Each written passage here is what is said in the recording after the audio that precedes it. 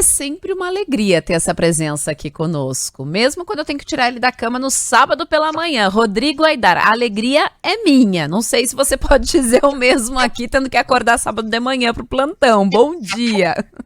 Bom dia, Ellen. Tendo que acordar sábado de manhã, tomar banho e pentear o cabelo, ainda assim é uma alegria. Mas muita alegria sempre participar aqui da programação da Band News com você.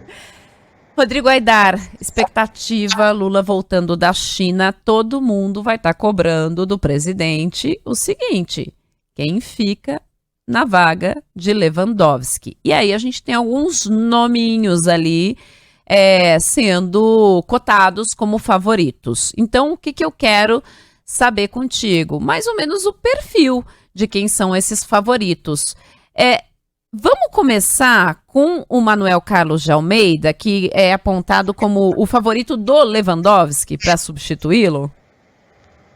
Vamos lá, Ellen. Bom, Ellen, o Manuel Carlos, ele é de fato o favorito do Lewandowski, né? O ministro Ricardo Lewandowski gostaria de vê-lo no Supremo Tribunal Federal, fez alguns movimentos nesse sentido junto ao presidente Lula, e o ministro Ricardo Lewandowski é uma pessoa que é escutada pelo presidente e pelas pessoas mais à esquerda por conta desse perfil garantista que ele imprimiu lá no Supremo Tribunal Federal durante os 17 anos que teve lá. O Manuel Carlos foi assessor do ministro Ricardo Lewandowski, secretário-geral da presidência dele, salvo engano, no Supremo Tribunal Federal, e trabalhou muitos anos, eu acho que bem uns 10 anos ali, como primeiro assessor jurídico, depois como um dos principais, o braço direito do ministro Lewandowski no Supremo Tribunal Federal.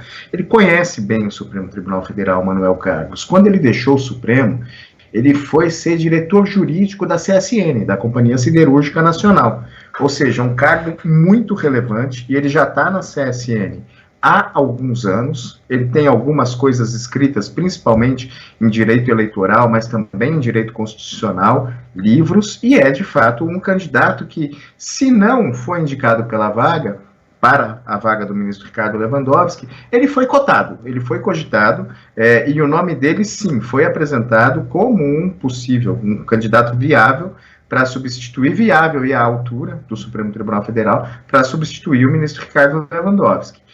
O Manuel Carlos, ele tem, como eu disse agora, essa carreira muito ligada ao Supremo Tribunal Federal. Então, ele conhece bem a corte e, assim, acho que não teria muita oposição no Senado se fosse o nome indicado, justamente por esse perfil bastante técnico que ele tem.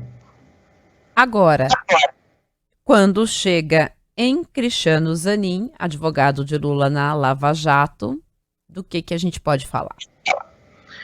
Pois é, o nome do Zanin, ele é muito contestado por conta dessa relação pessoal que ele teve com o presidente da República nos últimos anos, como advogado. Mas você sabe, Ellen, estão lá os critérios para ser indicado. Há um critério que é um critério objetivo, que é ter mais de 35 anos e menos de 70. Os outros dois critérios são critérios subjetivos: notável saber jurídico e reputação ilibada. Para alguns, todo candidato ao Supremo Tribunal Federal, depois que é indicado, tem isso, e para outros não. E essa análise subjetiva sobre notável saber jurídico e reputação ilibada, ela é feita pelo Senado. Deveria ser feita pelo Senado na sabatina. A sabatina acaba sendo quase um teatro ali.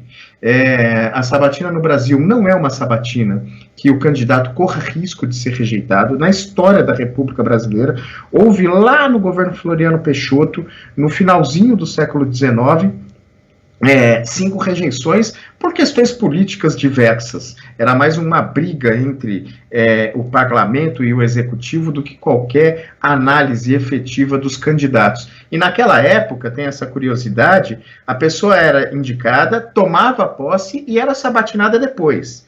Então os caras que foram rejeitados já estavam no cargo, inclusive, tiveram que deixar o cargo no Supremo Tribunal Federal. A coisa mudou, hoje tem a sabatina, e só depois da aprovação é que se toma posse.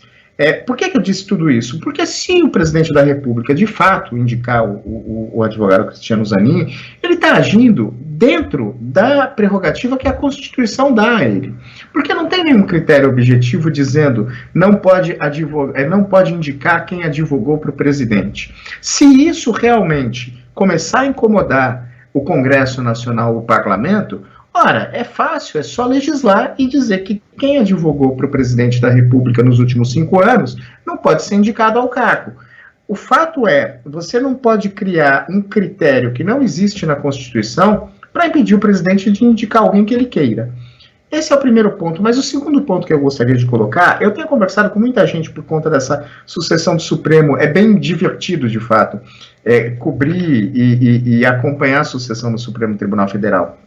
E todos dizem o seguinte, Ellen, é muito melhor que a gente tenha no Supremo Tribunal Federal alguém que tenha de cara limpa no tribunal, de forma aberta, defendido o presidente da República e que tenha uma carreira consolidada no direito, do que alguém que nunca advogou para o presidente e que de repente vai fazer da cadeira do Supremo Tribunal Federal uma extensão do Executivo.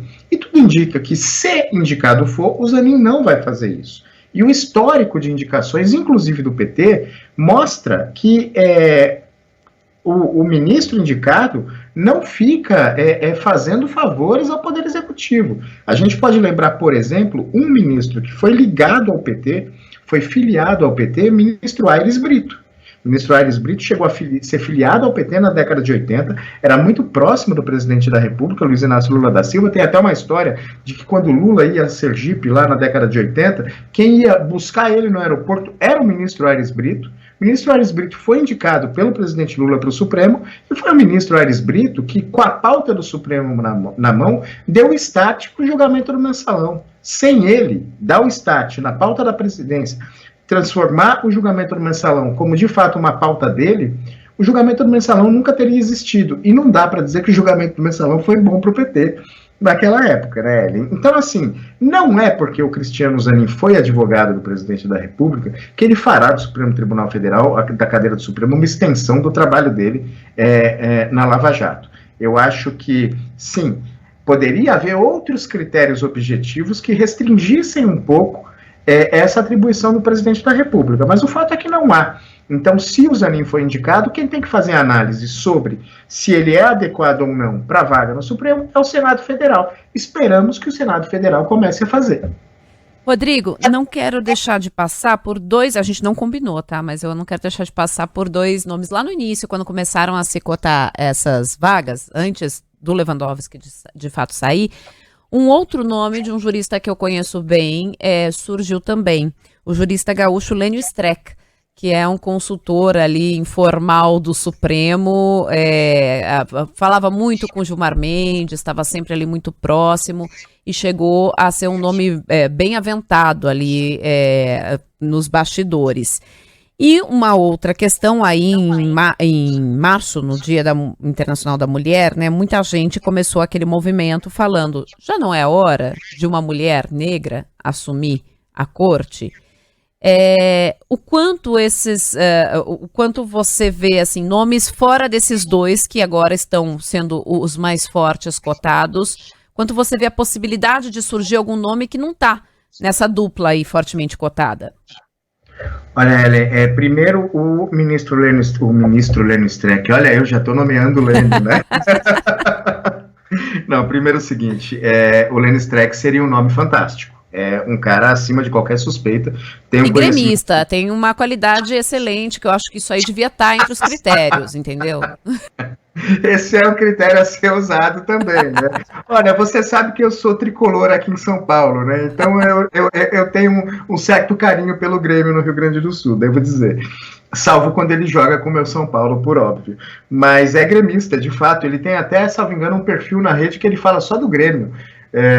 Alguma coisa com o Grêmio mesmo. E é um cara acima de qualquer suspeita. É um cara que, de fato, tem um conhecimento jurídico consolidado demais e seria um ótimo nome para o Supremo Tribunal Federal.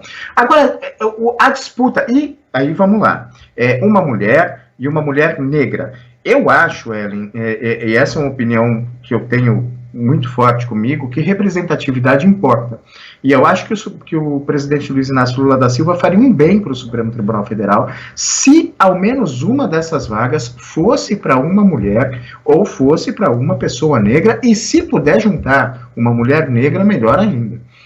Por isso, porque representatividade importa. E não é que a gente vai, como alguns dizem, este não pode ser o critério. uma pessoa negra. Se não houvesse pessoas negras aptas ao cargo, esse não poderia ser o critério. Mas há tanta, assim, com o mesmo volume de homens brancos, há pessoas negras e mulheres aptas para o cargo no Supremo Tribunal Federal. Então eu acho que seria muito bom que o presidente Lula, ao menos em uma dessas duas vagas, que com certeza se abrirão, porque, quer dizer, uma já se abriu, né? Com a aposentadoria do ministro Ricardo Lewandowski, e a outra em outubro, com a aposentadoria da ministra Rosa, porque ela completa 75 anos, fosse sim, sem a menor sombra de dúvida, nomeado uma pessoa, uma mulher, uma pessoa negra, alguém que represente diversidade e representatividade no Supremo Tribunal Federal e que tivesse uma história de vida que também levasse para o Supremo diversidade. A gente precisa, nesses lugares, na cúpula do Poder Judiciário, de pessoas que tenham histórias de vida diferentes do que geralmente as pessoas que ocupam esses cargos têm.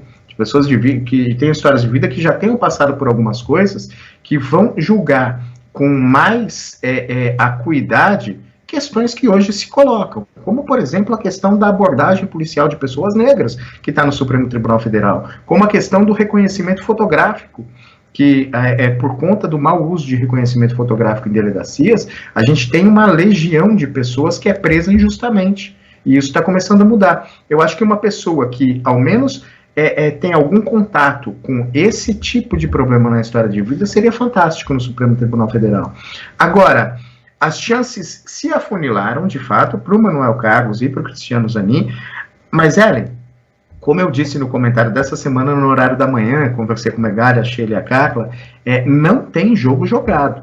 Até o nome sair no Diário Oficial, não tem ministro de véspera. Pode acontecer tudo, inclusive nenhum desses dois nomes, que são os mais falados hoje, serem nomeados. A gente já viu isso acontecer, e não foi uma ou duas vezes, não, muitas vezes. Teve gente que saiu ministro do Palácio do Planalto depois de conversar com a presidente da República, Dilma Rousseff, e no outro dia não era mais ministro, tinha desmentido na imprensa, dizendo que ele não era ministro, e era um sujeito, Heleno Torres, que tinha todas as qualidades também para ser ministro do Supremo Tribunal Federal. Alguma coisa aconteceu e ela decidiu não escolher o Heleno Torres e escolheu, semanas depois, o ministro Luiz Roberto Barroso. Isso foi para a vaga, inclusive, do ministro Aires Brito. Então, até o nome sair no Diário Oficial, não tem ministro de véspera e pode ser que não seja nenhum desses dois, sem a menor sombra de dúvida. É possível que sim, a escolha se dê entre esses dois principais nomes.